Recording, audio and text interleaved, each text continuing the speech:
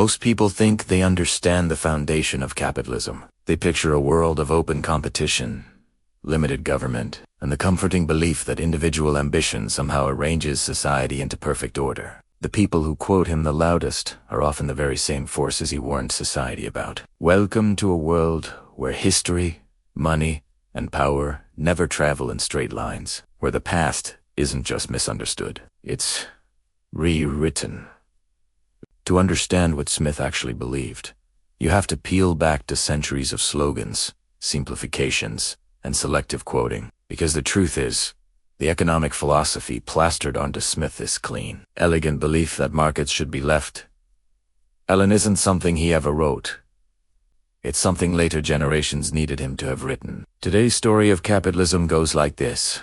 Government must stay out of the economy. Competition will naturally deliver prosperity, and human self-interest acts like a guiding force, pushing everything toward a better outcome. It's neat, it's convenient, and it fits on a bumper sticker. Smith lived in an 18th century Britain that looked nothing like the free market playground modern economists like to imagine. It was a world dominated by state-granted monopolies, by trading companies that controlled entire continents, and by a political system that bent, easily, to the will of wealthy merchants. Markets weren't free.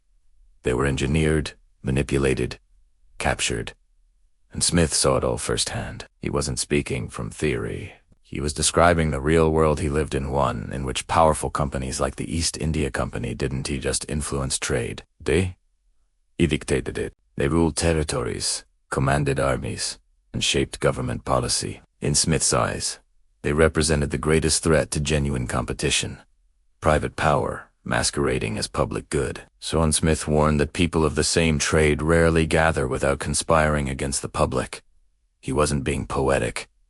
He was documenting reality. He understood that markets, left unchecked, tend to drift toward collusion, not fairness. And he spent page after page explaining how concentrated power corrupts markets long before governments ever get the chance. Another truth modern textbooks conveniently skip. Adam Smith didn't identify as an economist.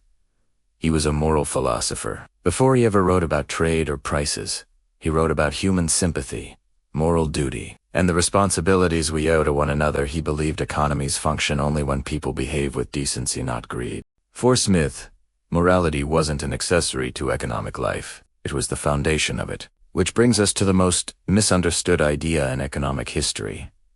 The invisible hand. For most people, it is the one. Smith quote, they know this mystical image of a market magically steering society toward prosperity. But the modern meaning of that phrase has almost nothing to do with how Smith actually used it. Across everything he wrote, he used the term only 3 times. Not as a universal law, not as a defense of deregulation, not as a cosmic force ensuring that greed leads to good outcomes.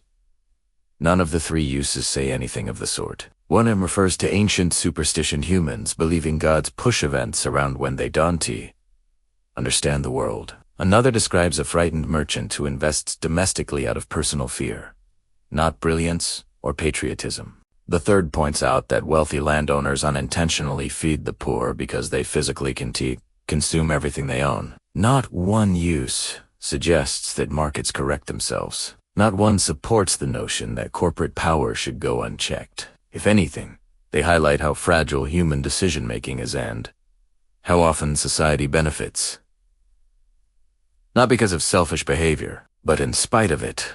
Smith didn't view the invisible hand as an economic law. He viewed it as a messy, accidental outcome. But over time, that small metaphor grew deep. By the late 1800s, when industrial giants were consolidating power, they needed more than factories and capital. They needed legitimacy. Rockefeller, Carnegie, and later the business titans of the 20th century embraced a version of Smith that removed all the warnings, all the moral philosophy, and all the skepticism. The invisible hand became a weapon-on argument against regulation, against oversight, against any limitations on corporate power. The Cold War only amplified the myth. Capitalism needed an icon to stand against communism, and Smith's name became a convenient banner. This edited version wiped away his concerns about monopolies, his advocacy for public education, his support for infrastructure investment, and his insistence that governments step in when markets concentrate power in the hands of a few.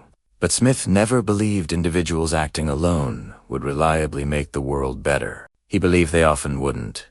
He spent more ink describing market failures than market triumphs. He warned repeatedly that merchants would bend the rules to enrich themselves. He argued that governments must protect workers, maintain fairness, and prevent corporate capture. And here we are today living inside the world he feared. Tech giants shape the flow of information. A handful of corporations dominate global supply chains. Banks have grown so large that their failure becomes a national crisis. These aren't free markets. They're empires built through influence, lobbying, and strategic control. Every major economic crash of the last century from 1929 to 2008 didn't happen because governments intervened too much. It happened because powerful players manipulated markets to their own advantage, leaving everyone else to pick up the pieces, exactly as Smith predicted. And yet policymakers still invoke the invisible hand, as if it's some supernatural force that keeps markets honest. It isn't. It never was. It was a metaphor, one that Smith himself used sparingly, and never as the foundation of economics. The real insight Smith left us with wasn't mystical at all. It was painfully human. Markets work only when power is decentralized, when rules are enforced, and when society demands fairness. The economy isn't a machine that fixes itself. It's a mirror reflecting our choices. Smith didn't argue that the invisible hand would save us. He argued that a wise society would save itself. If this helped you see the world a little differently, subscribe. History doesn't repeat, but it never stops teaching.